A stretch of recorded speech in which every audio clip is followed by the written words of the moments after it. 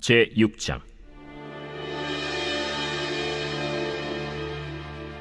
다윗이 이스라엘에서 뽑은 무리 3만 명을 다시 모으고 다윗이 일어나 자기와 함께 있는 모든 사람과 더불어 바알레 유다로 가서 거기서 하나님의 궤를 메어오려 하니, 그 궤는 그룹들 사이에 좌정하신 만군의 여호와의 이름으로 불리는 것이라. 그들이 하나님의 궤를 새 수레에 싣고 산에 있는 아비나답의 집에서 나오는데, 아비나답의 아들 우사와 아효가 그 새 수레를 모으니라. 그들이 산에 있는 아비나답의 집에서 하나님의 궤를 싣고 나올 때에 아효는 궤 앞에서 가고, 다윗과 이스라엘 온 족속은 잣나무로 만든 여러 가지 악기와 수금과 비파와 소고와 양금과 제금으로 여호와 앞에서 연주하더라.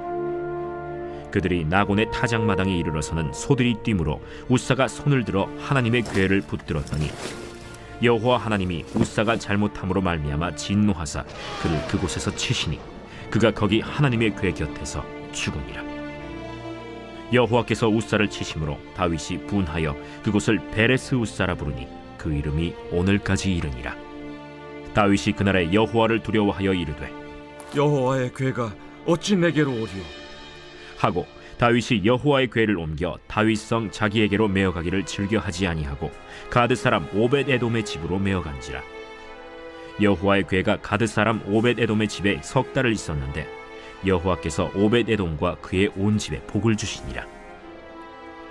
어떤 사람이 다윗 왕에게 아뢰어 이르되, 여호와께서 하나님의 궤로 말미암아 오벳에돔의 집과 그의 모든 소유에 복을 주셨다 한지라. 다윗이 가서 하나님의 궤를 기쁨으로 메고 오벳에돔의 집에서 다윗 성으로 올라갈새, 여호와의 궤를 맨 사람들이 6걸음을 가매 다윗이 소와 살찐 송아지로 제사를 드리고, 다윗이 여호와 앞에서 힘을 다하여 춤을 추는데, 그때 다윗이 배 에봇을 입었더라. 다윗과 온 이스라엘 족속이 즐거이 환호하며 나팔을 불고 여호와의 궤를 메어오니라. 여호와의 궤가 다윗 성으로 들어올 때 사울의 딸 미갈이 창으로 내다보다가 다윗 왕이 여호와 앞에서 뛰놀며 춤추는 것을 보고 심중에 그를 업신여기니라.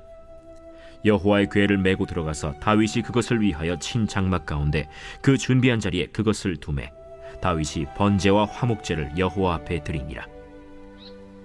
다윗이 번제와 화목제 드리기를 마치고 만군의 여호와의 이름으로 백성에게 축복하고, 모든 백성 곧 온 이스라엘 무리에게 남녀를 막론하고 떡 1개와 고기 1조각과 건포도 떡 1덩이씩 나누어 주매 모든 백성이 각기 집으로 돌아가니라.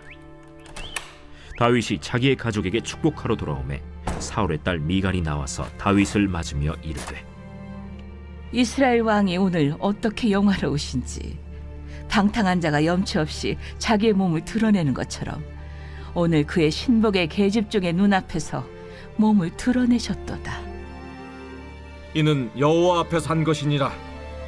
그가 내 아버지와 그의 온 집을 버리시고 나를 택하사 나를 여호와의 백성 이스라엘의 주권자로 삼으셨으니 내가 여호와 앞에서 뛰놀리라.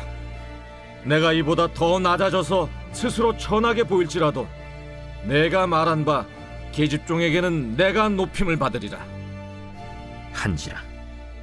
그러므로 사울의 딸 미갈이 죽는 날까지 그에게 자식이 없음이라.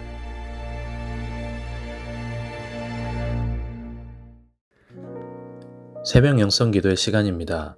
오늘 본문인 사무엘하 6장의 내용은 다윗이 하나님의 궤를 다윗성으로 옮기는 내용입니다.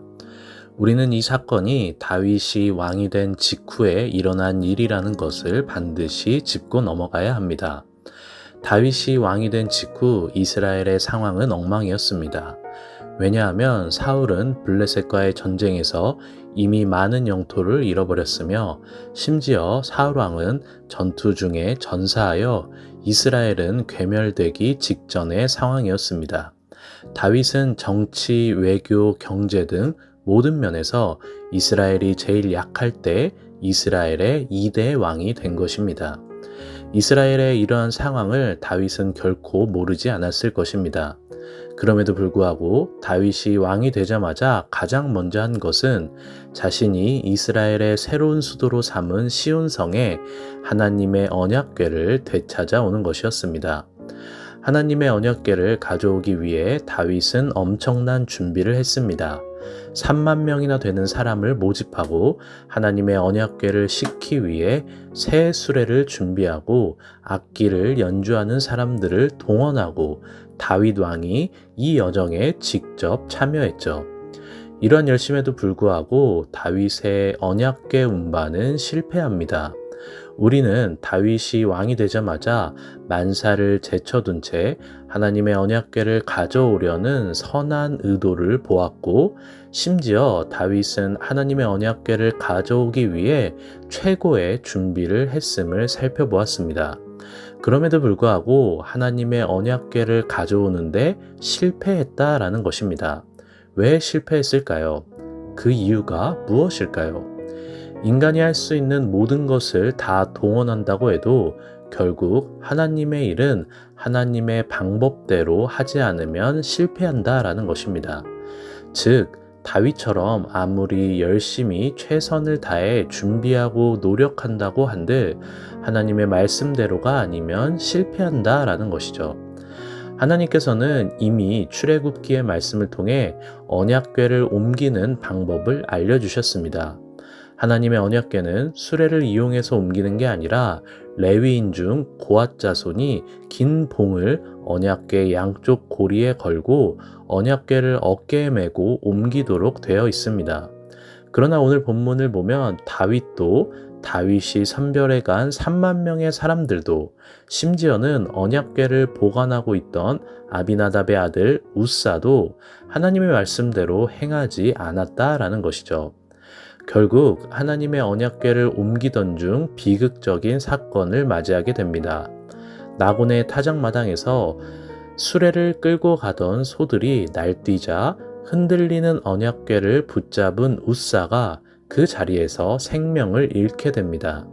이 또한 하나님의 언약궤를 누구든지 만지는 사람은 죽을 것이라는 하나님의 말씀을 따르지 않은 결과였습니다. 언약궤를 만져서 죽은 우사는 그 이름의 뜻이 고집, 힘, 강함입니다. 하나님의 말씀을 무시하고 자기의 고집과 힘으로 언약궤를 만졌다가 비극적인 결말을 맞이하게 된 것이죠. 그래서 다윗은 우사가 죽은 이 광경을 보고 그곳을 우사를 친 곳, 즉 고집을 친 곳이라는 뜻을 가진 베레스 우사로 명명합니다. 아마도 다윗은 우사의 죽음을 보면서 신앙의 큰 교훈을 얻었던 것 같습니다. 하나님의 일은 인간의 생각이나 고집이 아닌 하나님의 말씀대로 행해야 한다는 교훈을 말이죠.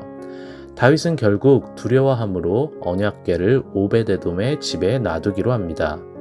하나님의 언약궤가 오베데돔의 집에 3개월 머무는 동안 하나님은 오베데돔의 집에 축복을 내리셨습니다.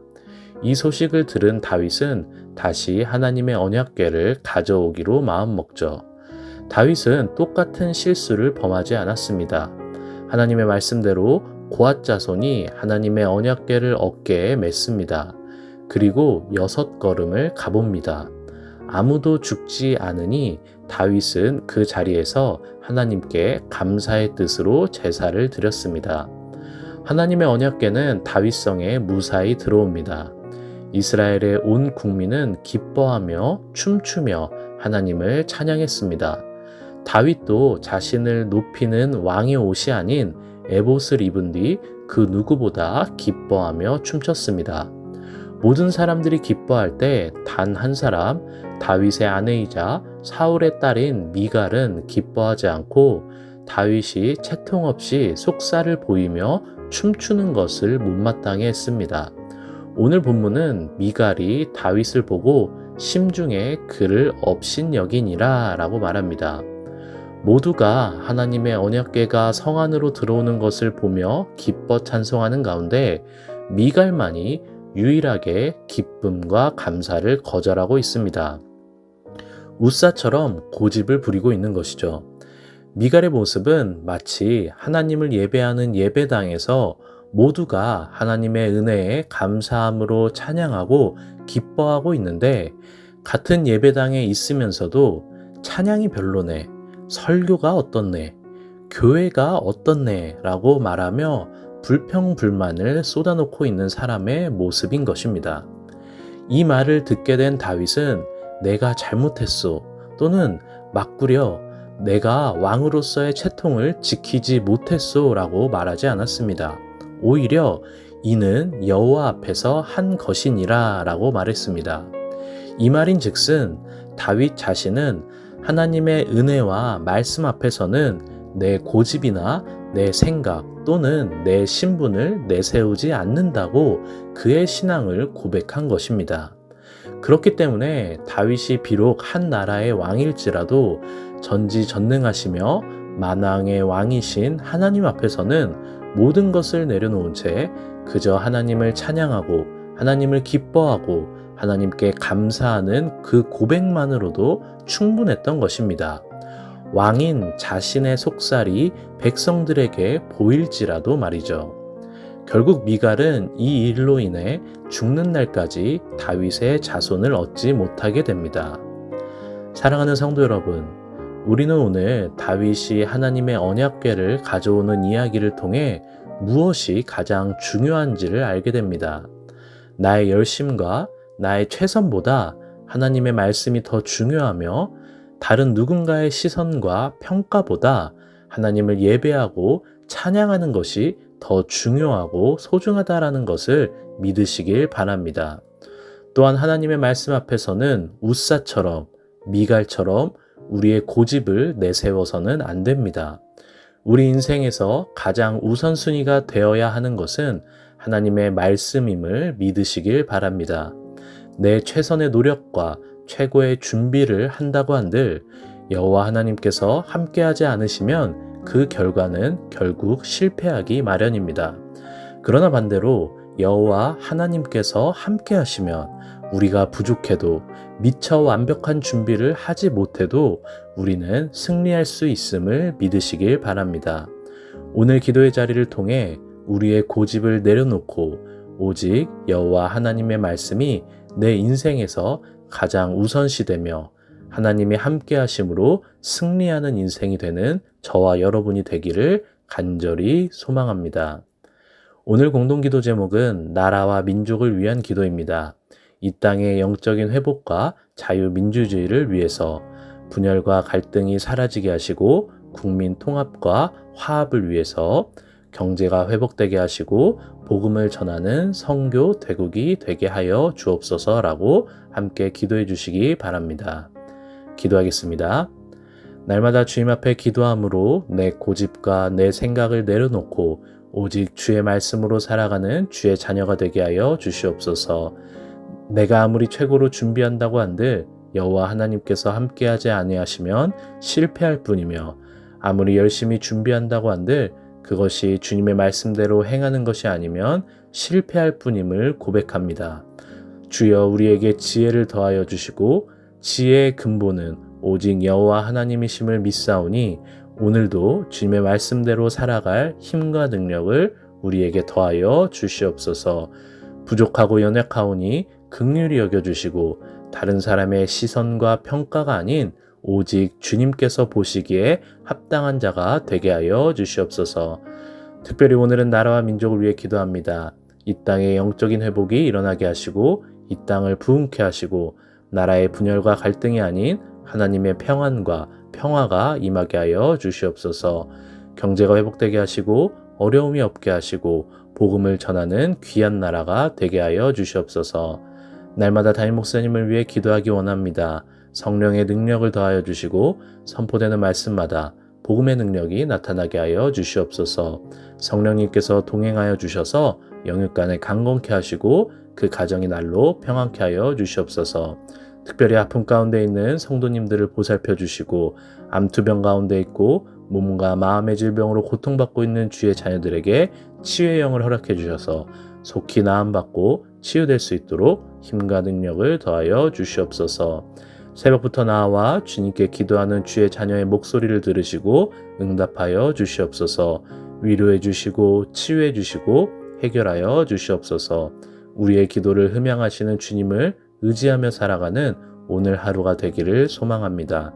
말씀대로 살아가는 힘과 능력을 우리에게 더하여 주시옵소서. 감사하며 모든 말씀 예수님의 이름으로 기도합니다. 아멘.